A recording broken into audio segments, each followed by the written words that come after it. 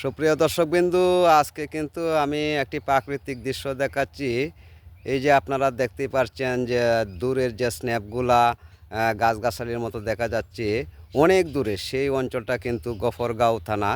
আমি এর ভিতরে যে গাছগাছালি, এই যে গাছগাছালিগুলো দেখা যাচ্ছে, এই গাছগাছালিগুলোর ভিতরে কোনো বাড়িঘর আমি দেখতে পারছি না। এখানে কোনো বাড়িঘর নেই, সবগুলা গাছগাছালি এবং আবাদ জমি।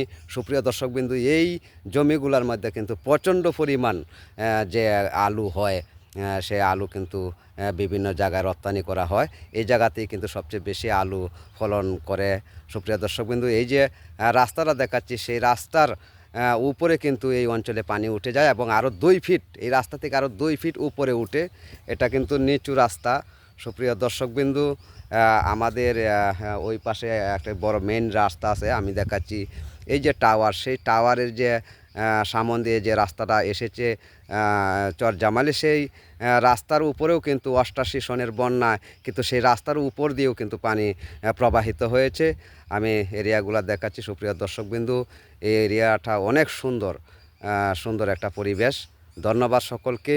যদি এই ভিডিওটি দেখে ভালো মনে হয় তাহলে লাইক, কমেন্ট এবং শেয়ার করে দিবেন। ধন্যবাদ। আল্লাহ হাফেজ।